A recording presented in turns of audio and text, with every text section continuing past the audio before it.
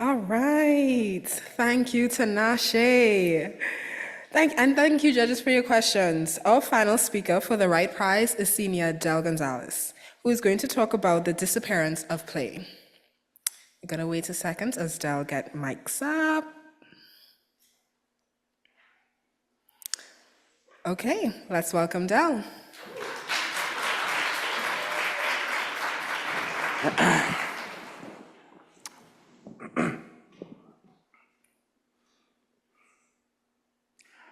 Hate, double hate, loathe entirely.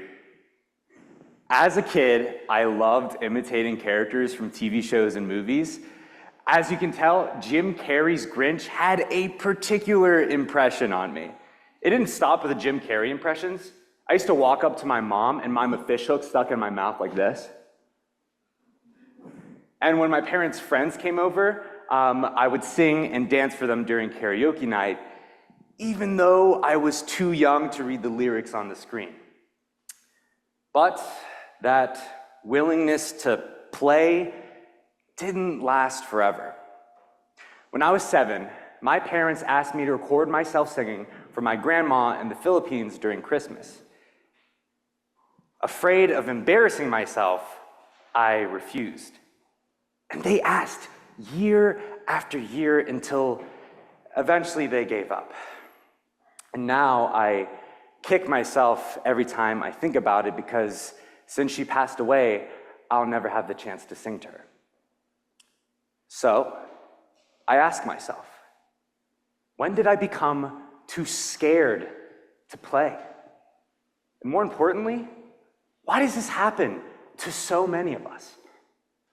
Now, to understand why play disappears, we first need to understand what play is. Dr. Stuart Brown, founder of the National Institute for Play, has spent his life studying its importance. He studied play in animals, murderers, and Nobel laureates alike. Now, Dr. Brown, in his TED Talk, explains that play is not just an action, but a state of being. Although you can play, the state of play is about losing yourself in the moment and doing something without a particular purpose. Doing just to be doing. Now, he explains that there are many different types of play. It can be physical, like wrestling or dancing. It can be imaginative, like making up a story, or in my case, miming a fishhook. Or it can be social, like giving a speech. In any case, play doesn't look a certain type of way. It's not just sports or childhood games. It's when you're so involved with what you're doing, the time just slips away. And if that feels like a rare moment in your adulthood experience, that's because for many of us, it is. In his psychosocial development theory, Erik Erikson explains that from the ages of 6 to 11, we enter a stage called industry versus inferiority. Now, around this time, we spend less time with our parents and more time with the outside world. We also start getting assessed. Our papers get graded, we audition for the school play or try out for a soccer team, and then we become aware of judgment. We start worrying about failure, and suddenly we stop playing and start doing things to be good at them.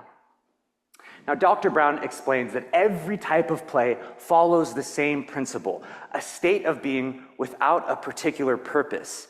Yet, in the industry versus inferiority stage, everything we do becomes assessed. So if we feel incompetent at something, a lot of us stop doing it. And if we feel like we're better at something than others, we start working at it. Everything we do suddenly has a purpose. And I don't think I'm alone when I say that when I used to sing, I did it for joy at first, but then at some point I started doing it for validation. Here at Hamilton College, a liberal arts institution where we're encouraged to try new things, many of us, to get an A on our transcript, end up sticking to the classes we feel we would do well at. And not only do we just do classes that we think we do well at, we lose play. And when we lose play, we lose more than the activity. We lose a way of being. Now, a year ago, I studied abroad at the Royal Academy of Dramatic Art in London. And if you think I'm about to tell you a story about how study abroad changed my life, yeah, I am. Yeah. When one of my instructors first met me, she looked me up and down and asked, "Did people tell you that you had big feet when you were growing up?" Yes. "Tell your feet they are the right size. When we were children, we were taught to put up walls to protect ourselves. It's time to tell yourself that you're okay. No one's going to hurt you now."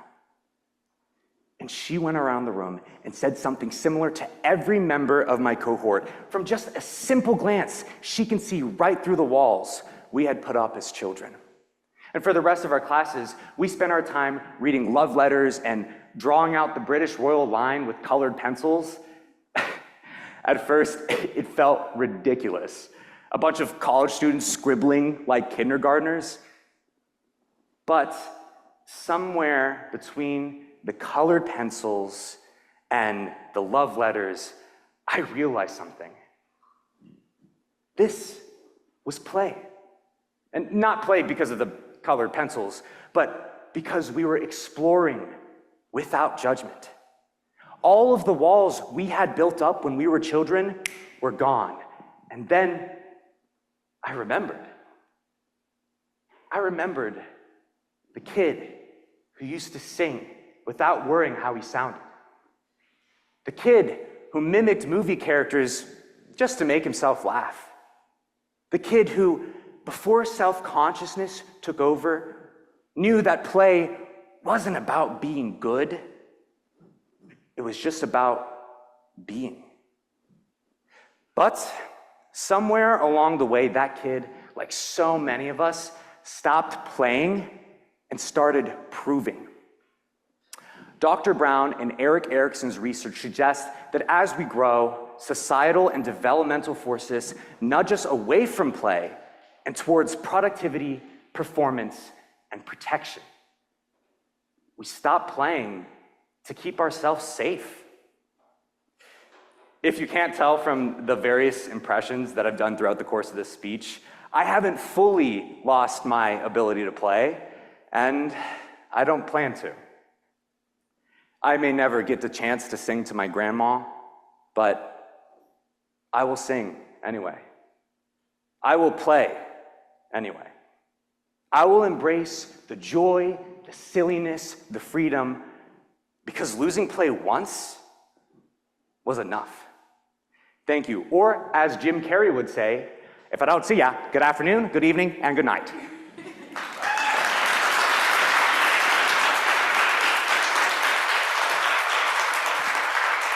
Welcome to take any questions now. Yes? So do you think there's something of a paradox in thinking that we need to put play back on the front burner because it's a good thing and it's good for us? Because in a weird way, that undercuts the characterization of it as it just has to be for itself. Yeah, that is yes, of course. I see what you're saying. There's a paradox between like play being a good thing and we need to do it. But play, in my definition at least, is there's no particular purpose. I do agree and I do see the paradox there. But I think that, I was thinking about this earlier and I thought, oh, if I were to tell people to incorporate play in their everyday life, wouldn't I have to say, you need to start playing? Start thinking about playing. But I realized that play isn't something that you can necessarily plan. In Dr. Brown's research, it seems as if play is something that comes about that isn't planned. There's this anecdote he has between a polar bear and a dog that come up to one another. And the polar bear polar bears will kill anything on sight. But this dog started playing and like wagging its tail. And then all of a sudden the polar bear started showing signs of play within that animal's like communication, and they started playing. So the paradox of getting people to play more is a very tough thing to consider, because I guess you can't prompt people to play. It's something that has to happen in the moment. I hope that answers your question. Yeah. Yeah. Can we talk a little bit about how the concept of play has helped you or could help another student throughout their experience? Yes. So how has play helped me, and how could it help other people? I'm really biased in this because I'm a theater major, if you can't tell. So play obviously has helped me because I do plays. But I think in my daily life, play has helped me see the world in a different way. I think if we're walking around Martin's Way, I always try to, instead of like worrying about my text messages, I always make it a thing to put my phone away and try to focus on what's around me, so that I can get into a situation where the state of play is enacted. And I think play for students is a really interesting thing, because I think we can all start to find play in the stuff we do that we don't view as play. Of course, you can start taking dance classes and we can call that play, but I think in your math class, if you start seeing it as more of a game and the questions as more of something fun, then maybe we can trigger that state of play. Yeah. Does that answer? Oh, okay. Oh, 2 questions. Oh, thank you.